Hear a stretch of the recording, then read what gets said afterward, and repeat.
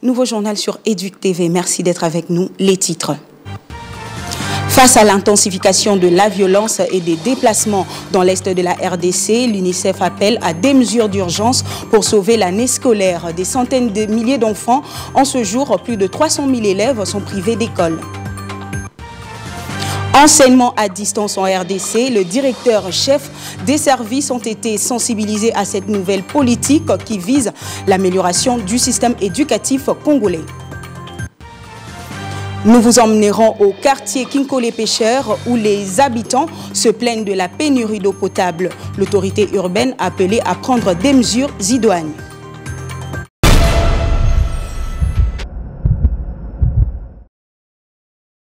Bienvenue à tous. Situation sécuritaire dans l'est de la RDC. L'UNICEF s'inquiète de la situation de la scolarisation des élèves du Nord et Sud Kivu. Plus de 300 000 enfants sont déscolarisés avec le risque que plusieurs ne retournent plus jamais à l'école, alerte cette agence onusienne. Regardez. Il y a une énorme crainte que de nombreux enfants de l'Est de la République démocratique du Congo ne puissent plus retourner à l'école. Ce genre d'inquiétude émane de l'UNICEF qui, en effet, dans ses évidences sur la situation des enfants en République démocratique du Congo, est arrivé à un constat. Plus de 330 000 enfants sont déscolarisés. Allusion faite aux enfants de la partie Est de la République démocratique du Congo en proie à des guerres. À ne pas oublier que des violents affrontements de ces derniers jours ont entraîné la fermeture de plus de 2500 écoles et occasionné la fuite dans les brousses et forêts de nombreuses familles, entre autres des enfants scolarisés.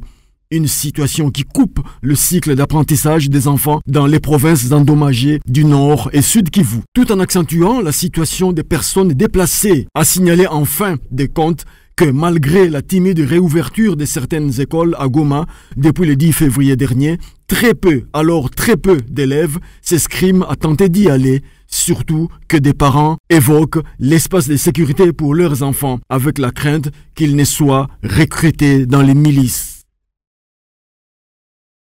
Des nouvelles de l'éducation nationale dans le souci de rendre accessible l'enseignement des bases à tous les citoyens de la RDC avec le programme d'enseignement à distance. Mathieu Mukenge, secrétaire général AI au ministère de l'Éducation nationale, a réuni les directeurs-chefs des services de son administration. Objectif, les outiller afin que ce projet soit une réussite favorable à tous et surtout aux élèves congolais. À la suite de l'arrêté de la ministre d'État à l'Éducation nationale et Nouvelle Citoyenneté, organisant et encadrant l'enseignement à distance dans le secteur de l'enseignement primaire, secondaire et technique, le secrétaire intérimaire a réuni les directeurs chefs de service de son administration pour une séance de travail. Mathieu Mukenge et ses collaborateurs ont discuté sur les dispositions pratiques et nécessaires afin d'assurer une mise en œuvre effective de l'arrêté en concertation avec l'ensemble des parties prenantes.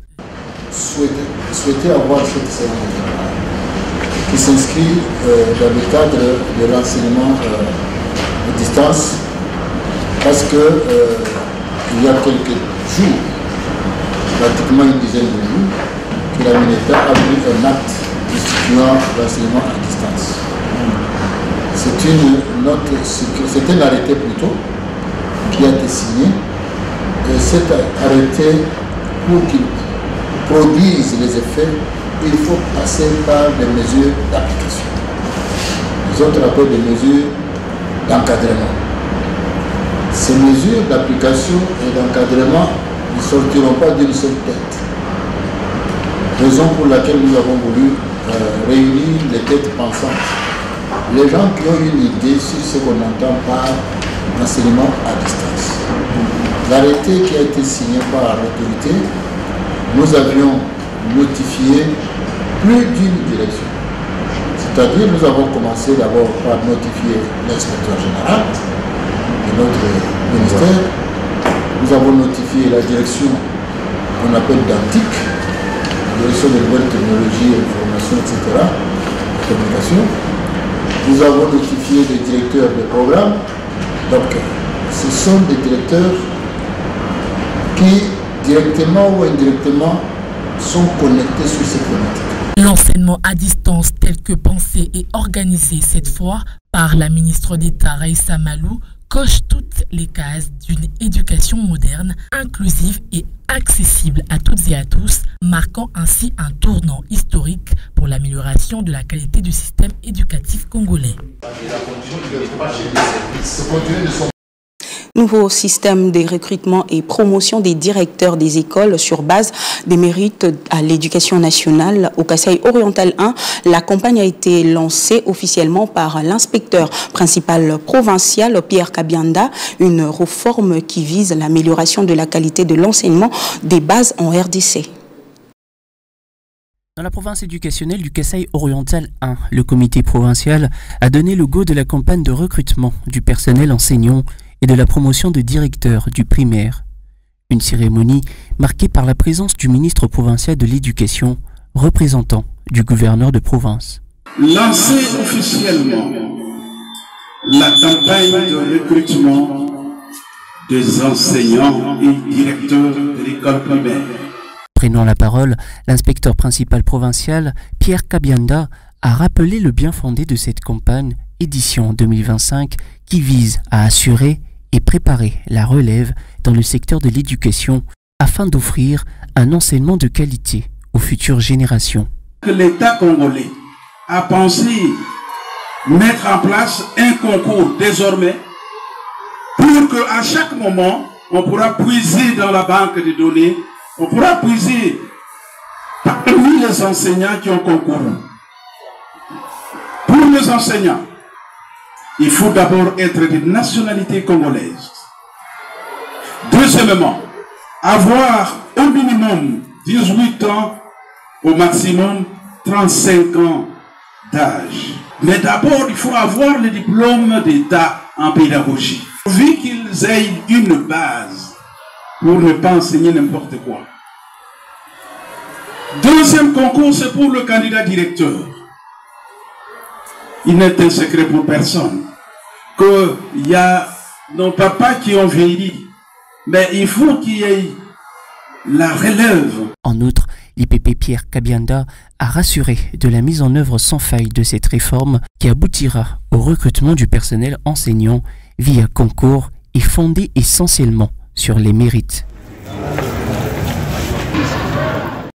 Parlons santé à présent. 3 mois durant, la clinique du moment, en collaboration avec la Fondation Onia Solidaire, a procédé à une campagne de dépistage gratuit et volontaire de la population. C'est pour déceler les maladies métaboliques ayant incidence directe sur la santé de la reproduction. Le docteur Onia Michel revient sur le bien fondé de cette campagne. Il est au micro de Sophie Kanjinga.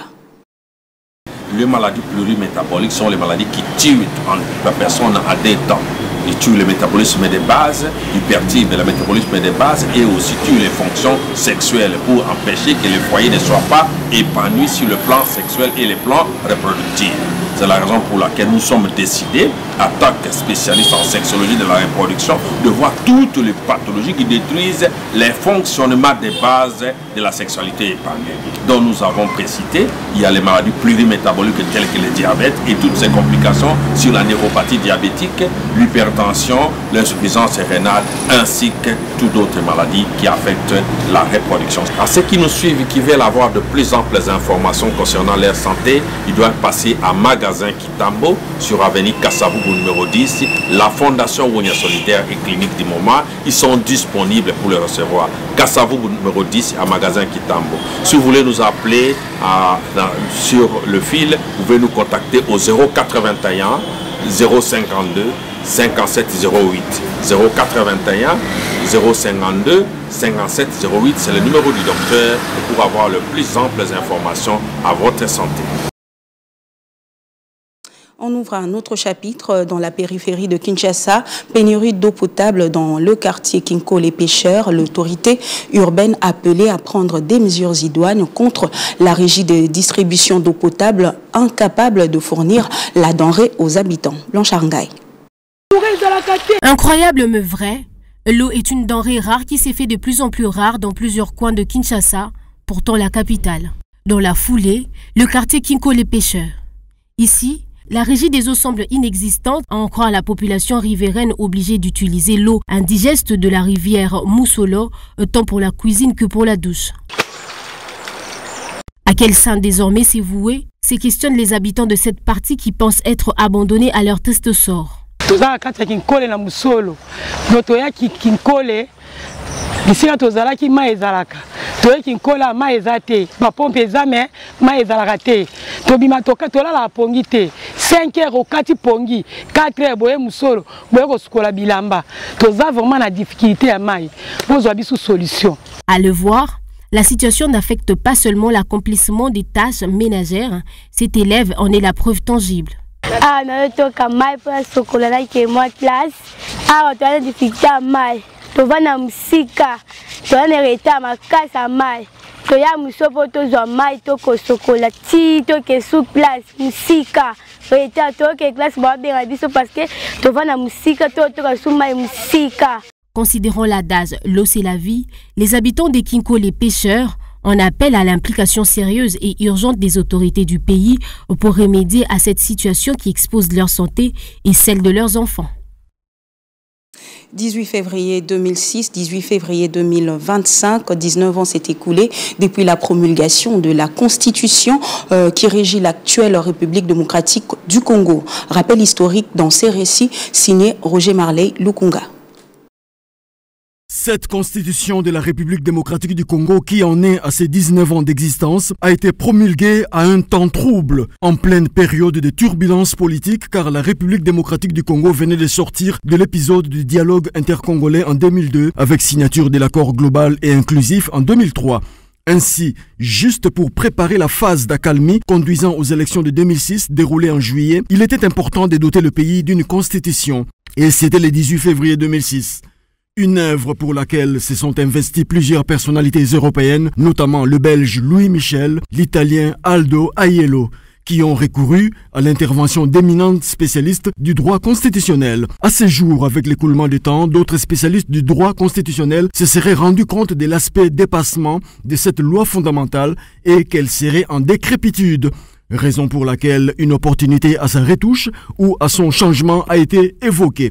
Toutefois, qu'à cela ne tienne, c'est la 5e fois dans l'histoire qu'on parle dans ces pays de promulgation de constitutions, avec successivement les périodes du 1er août 1964, 24 juin 1967, 15 août 1974, avril 1981 et 18 février 2006.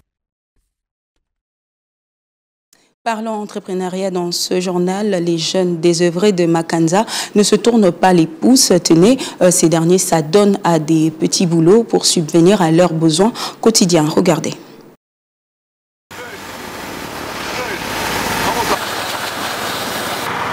L'homme mangera la sueur de son front, dit le Saintes Écritures. Cette instruction biblique a été bien comprise par le jeune du quartier Makanza. Nous sommes dans la municipalité de Lantsele. Ici, le lavage de véhicules, toutes marques confondues, est l'un des métiers, si pas le principal, de ceux dont la vie n'a pas offert le moyen nécessaire pour faire de longues études. Ça fait longtemps. Je suis diplômé d'État, il n'y a pas d'emploi. C'est la raison pour laquelle je travaille ici, afin de gagner quelque chose. Grâce à ce boulot, aujourd'hui, je sais prendre mes responsabilités en main.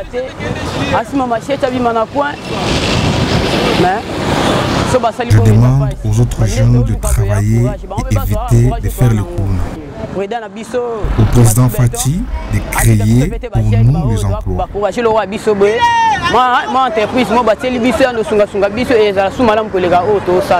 En lieu et place de s'adonner au banditisme urbain et d'autres antivaleurs, cette classe juvénile a choisi ses gagne-pains. Question de joindre le debout et d'être ainsi autonome. Beaucoup de jeunes font le koulouna, comportement que nous déplorons. Dieu nous a donné la même grâce de faire ce boulot afin de trouver notre pain quotidien. Nous avons de bonne volonté de nous venir en aide.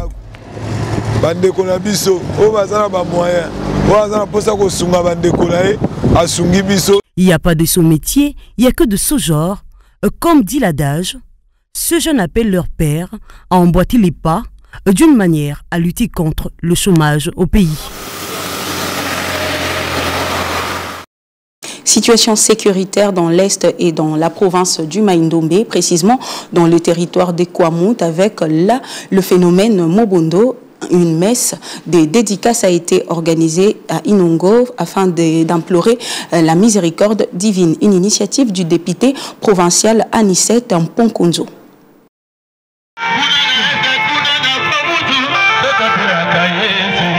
C'est au travers un culte écuménique que les hommes de Dieu, autour d'eux, les fidèles de plusieurs églises de la place, ont dédicacé la République démocratique du Congo entre les mains de Dieu suite aux différents problèmes liés à l'insécurité constatée dans l'ensemble du territoire national congolais. Pour le député provincial Anicette Mponkonzo, élu d'Inongo territoire et l'organisateur de cette action chrétienne,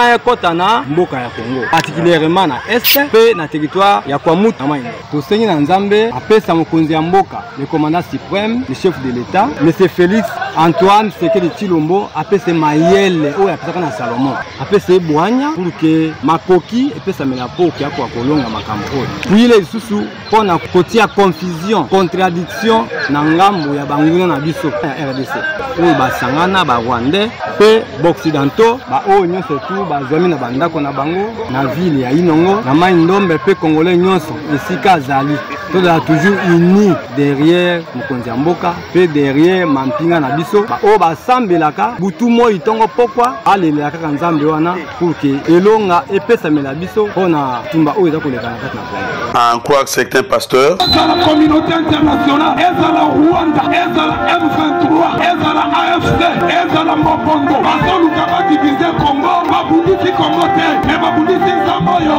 Alors que tu ne recules pas les forces de ton conscient que tes ancêtres avaient placé. Mais atia confusion, katikata batonyo soyo, bazosala makita, babakabola Congo. Ba Rwandais, AFC, azako boma pe bato pona nini, Mobondo, eloko bazako luka toyebi te, kaka kokata bato, kaka kozingisa bandako, bato bakomi mal à l'aise. Lelo nani ayebi eloko Mobondo bazako luka. Batono yango ya makila oyo ezalaki sacrifié na Congo ekoki nano te, po Congo budaka kolela bo. Bambororo, moteza ko sala élevage na mindoki na ba munition. Yo wana élevage oyo bezana kamoso za oyo. Kongo molinga mi to banga te. Belela Nzambe aya ko bundela biso etumba oyo. Na kombo na Yesu elongo ezana yawe. Biso to komona lobako na yawe toza ko récupérer mabele na biso. Il s'y est de préciser que les Congolais peuvent encore compter de vivre dans toute quiétude car aucune portion de la terre congolaise ne sera prise de force par nos pays agresseurs dont le Rwanda ainsi que ses complices dont le M23, l'AFC, la communauté internationale et j'en passe. Prenons le sport, les léopards seniors messieurs de la République démocratique du Congo. Voilà qui met fin à ce journal. Merci à vous de l'avoir suivi.